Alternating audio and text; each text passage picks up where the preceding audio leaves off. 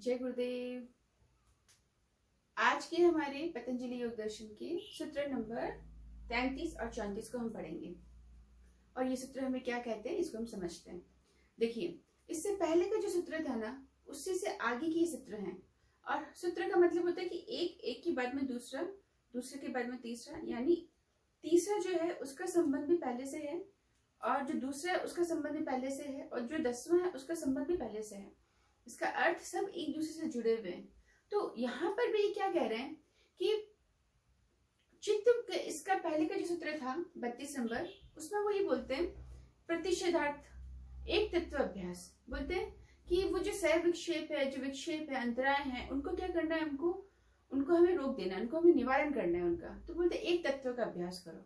बोलते एक तत्व का अभ्यास क्या है, तो बोलते चित्त जो है उसको इतना निर्मल करो, उस चित्त को इतना तैयार कर दो कि बस वो फिर एक ही तत्व का अभ्यास करे, जिसके माध्यम से संप्रज्ञा समाधि और असंप्रज्ञा समाधि लग जाएगी और सिद्ध हो जाएगी। तो बोलते क्या है, तो बोलते चित्त का परिकर्म। क्या बोलते हैं? परिकर्म।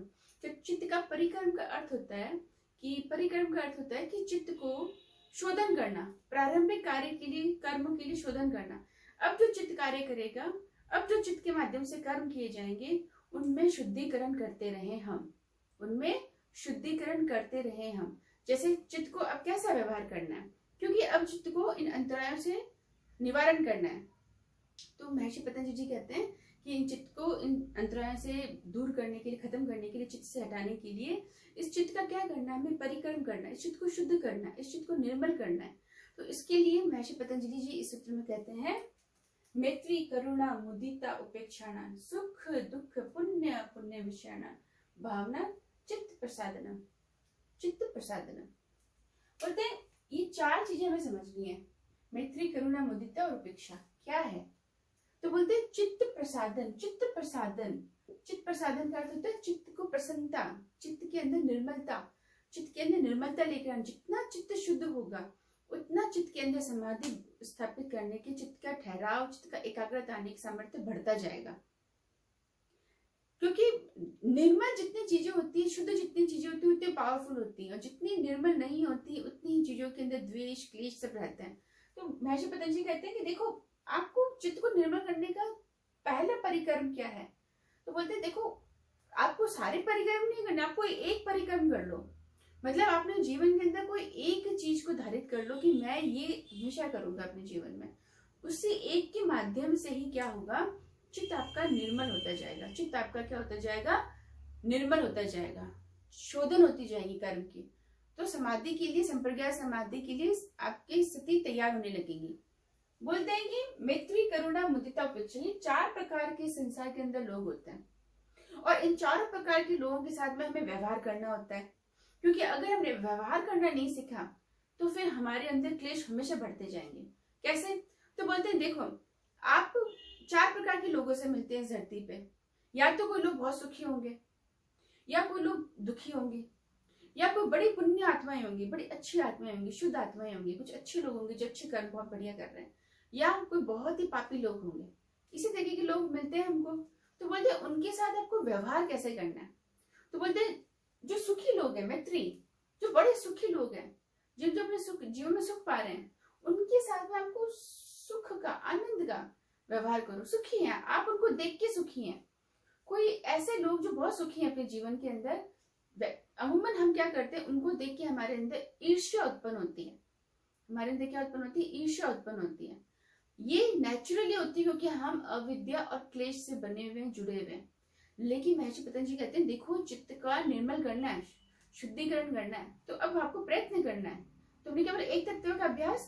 तो ये अभ्यास करना है आपको। क्या, किसी को देखा, संसार में कोई व्यक्ति बड़ा सुखी है, उसको देख के, वो सुखी आपके परिजन हो सकते हैं, आपके दोस्त हो सकते हैं, आपके कलीग्स हो सकते हैं, बहुत सारे लोग, आपके आसपास के लोग जिनको आपको देख के लगे ये तो बहुत सुखी हैं, उनको देख के नेचुरली, प्राकृतिक रूप से हमारे अंदर ना ईर्ष्या आती है, द्वेष आती है। वही खत्म करके हमको अभ्यास क्या करना है, उसके सुख के अंदर अपने सुख को ढूंढना, आनंद। अरे ये तो बड़ा सुखी है, बहुत बढ़िया ये व्यक्ति सुखी है, मैं उसको देख के आनंदित हूँ।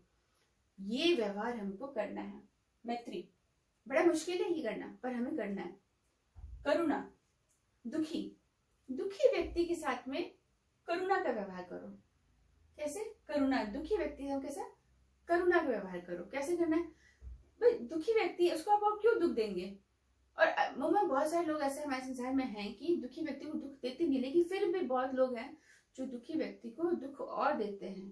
तो बोलते वो मत करो, उससे आपका चित्त निर्मल नहीं होगा, चित्त में अशुद्धि आएंगी, चित्त के अंदर क्लेश बढ़ेगा, द्वेष बढ़ेगा, लोभ क्रोध बहुत बढ़ेगा। तो आप ऐसे मत करो, इससे चित्त आपका निर्मल नहीं होगा और समाधि और संप्रज्ञा समाधि या फिर कहते हैं कि योग की अवस्था नहीं प्राप्त कर पाओगे। तो क्या करना है?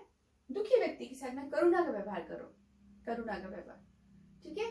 बोलते दुखी व्यक्ति को दुख ही नहीं देना, उसको दुख वो बहुत बड़ा पाप है, दुखी व्यक्ति को कभी दुख नहीं देना। तीसरा बोलते हैं पुण्य। पुण्य व्यक्ति कैसे होते हैं? जो बड़े ही अच्छे होते हैं, बड़े जो कभी अपने जीवन में जिन्होंने कभी गलत काम नहीं किया, जो अच्छे लोग हैं, जिनको सुन के हमारी शुद्धिकरण होता है, हमारे विचारों का शुद्धिकरण होता है, ऐसे लोग जो महात्मा लोग जो मिलते हैं तो उनके प्रति हमें कैसे कर? मुदिता का, हर्ष का भाव, अरे बड़े आदर सम्मान का भाव कि इनके माध्यम से हमारे विचारों का शुद्धिकरण तो होता है, ऐसा व्यवहार हमें उनके प्रति रखना है। और चौथा कौन सा है? उपेक्षा। कैसे?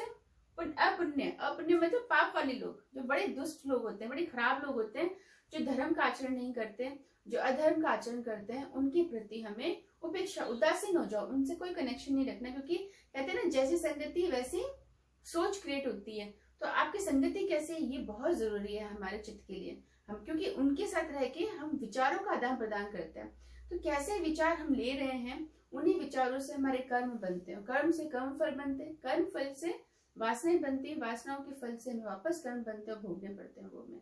तो ये चक्र चलता रहता है। तो कहते हैं विचार बड़े ध्यान से करो, बहुत ध्यान से विचारों के साथ में आप कनेक्शन रखो अपना। तो विचार कैसे बनता है? आसपास के माहौल से। तो बोलते हैं व्यवहार, आप आसपास के लोगों से जैसा व्यवहार करोगे वैसे विचार आपके उत्पन्न होंगे, वैसे विचार उत्पन्न होंगे तो चित्त निर्मल होगा। चित्त निर्मल होगा तो चित्त प्रसन्न होगा, चित्त प्रसन्न होगा तो क्या होगा? साधना में बड़ी आराम से साधना लगेगी। क्यों? चित्त व्यथित नहीं है, चंचल नहीं, शांत एकदम शांत हो गया। क्योंकि चित्त तभी शांत होता है जब चित्त को शांत करने के कार्य किए जाए। चित्त अशांत है क्यों? क्योंकि हमें चीजें चाहिए, हमें लोग चाहिए, हमें ये चाहिए वो चाहिए, इच्छाएं अपूर्ण होने की वजह से बात है। तो बोलते हैं व्यवहार करना सीख जाओ। आप इन सबके प्रति अगर ढंग से व्यवहार भी कर लिया ना संसार में, तो भी आपका चित्त प्रसादन हो जाएगा, तो भी आपका चित्त क्या हो जाएगा? एकदम निर्मल हो जाएगा। इस संसार के अंदर यही चीज हमें नहीं आती, बड़ी छोटी लग रही होगी आपको सुन के, पर ये बड़ी बड़ी मुश्किल काम है ये संसार का व्यवहार करना सीखना। अगर आपने ये सीख लिया तो चित्त हमारा निर्मल हो जाएगा। तो कैसे करना है? बोलते हैं सुखी व्यक्ति के साथ मित्रता का रखो। बड़े सुखी व्यक्ति, हमें उनके साथ कोई द्वेष नहीं है, कोई क्लेश नहीं है, हम भी बड़े खुश हैं उनके आनंद के साथ, बड़ी मित्रता का व्यवहार है, कोई हमें उनके साथ में कोई हमें कोई द्वेष नहीं है, कोई लड़ाई झगड़े नहीं, कोई कुछ नहीं, कोई ईर्ष्या का भाव नहीं है हमारे अंदर। फिर बोलते हैं दुखी व्यक्ति के साथ करुणा, उनके ऊपर दया रखो। ठीक है? फिर बोलते हैं पुण्य व्यक्ति के साथ में, यानी जो अच्छे लोग हैं, जिनके पुण्य आत्माएं हैं, उनके प्रति कैसे रखो? मुदिता, हर्ष का रखो, सम्मान का रखो। और बोलते हैं कि जो बड़े बेकार दुष्ट प्राणी लोग जो अधर्म का साथ देते हैं, उनके प्रति कैसे व्यवहार रखो? उदासीनता, उनको किनारे कर दो, उनसे कनेक्शन ही नहीं रखना। फिर बोलते हैं ये हमारा हो गया। उससे जो ऐसे भावना करने से, भावना जो उत्पन्न होगी, ऐसे व्यवहार करने से भावना हमारे चित्त का प्रसादन कर देगी, चित्त को निर्मल कर देगी, चित्त को प्रसन्नता दे देगी। पहला परिक्रम हमको महर्षि पतंजलि जी ने यहाँ पे समझाया, बड़ा ही सुंदर, बड़ा ही इंपॉर्टेंट है ये हमारी जिंदगी के लिए। मैं इसको बहुत इंपॉर्टेंट मानती हूँ, बहुत इंपॉर्टेंट है ये। अगले वो बोलते हैं कि ये है नहीं तो परिक्रम और है हमारे पास में, जिससे हम अपने चित्त को शुद्ध कर सकते हैं, चित्त को निर्मल कर सकते हैं। तो बोलते कौन सा? बोलते देखो प्रक्षदन विधारणाभ्याम वा प्राणस्य। बोलते पूरक कुंभक रेचक करो, पूरक कुंभक रेचक करो। और जो रेचक करो ना आप, वो बड़े तेजी से करो। प्रक्षदन पूरा फोर्सफुली रेचक करो, पूरा खाली कर दो, पेट से एकदम खाली कर दो, पूरा फोर्सफुली आप प्राण को बाहर निकालो। देन हो गया रेचक। विधारणाभ्याम, विधारण वापस धारण करो, किसको? पूरक करो। और कुंभक करो, रोको उसको। तो बोलते हैं क्या करना है हमको? रेचक करना है, पूरक करना है और कुंभक करना है, यानी हमें प्राणायाम करना है, जिसके माध्यम से क्या हो जाएगा? हमारा चित्त जो है वो प्रसन्न हो जाएगा। यहाँ पे एक चीज और है, वाक का मतलब यहाँ पे ये बोला गया है कि जिस तरीके से यहाँ पर चित्त का प्रसादन हो रहा था ना, उसी तरीके से यहाँ पे भी चित्त का प्रसादन होता है। जिस तरह से यहाँ पे चित्त निर्मल हो रहा था, वैसे यहाँ पर भी चित्त निर्मल हो रहा है। दोनों ही परिक्रम में चित्त निर्मल ही होता है। बोलते अगर इस तरीके से चित्त निर्मल नहीं कर सकते रेचक पूरक कुंभक करो, पूरे फोर्सफुली रेचक निकाल करो, फिर कुंभक को पूरक करो, न कुंभक कर लो। तो इस वजह से क्या होगा, चित्त आपका निर्मल होने लगेगा।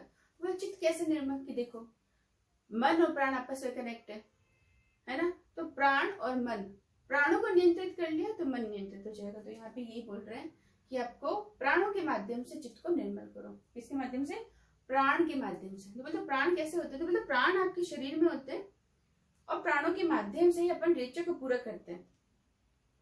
और प्राण कैसे होते हैं, सूक्ष्म रूप से तो ऊर्जा के रूप में होते हैं और स्थूल रूप के अंदर श्वास के रूप में होते हैं। ठीक है, तो इस तरीके से यहाँ पे हमने इन दोनों सूत्रों को समझा और मुझे उम्मीद है आपको दोनों सूत्र समझ में आए होंगे। इनको एक बार वापस रिवाइज कर लेते हैं। इसके माध्यम से हमें ये पता चलता है कि इन चारों तरह के व्यक्तियों के साथ में कैसा व्यवहार करना है, जिसके माध्यम से हमारा चित्त प्रसादन हो जाएगा। दूसरा कहते हैं अगर ये नहीं कर पाओ तो ये कर लीजिए आप, परिकर्म ये भी है चित्त का शुद्ध करने का। तो बोलते हैं रेचक पूरक कुंभक कीजिए, यानी रेचक फोर्सफुली कीजिए, होल्ड कर लीजिए, कुंभक कीजिए, फिर पूरक कीजिए। तो ये जो प्रोसेस है ये प्राण को, प्राण के माध्यम से आप चित्त को निर्मल कर सकते हैं। अगर आपको कोई प्रश्न हो तो आप कमेंट बॉक्स में आके प्रश्न पूछ सकते हैं। और अगर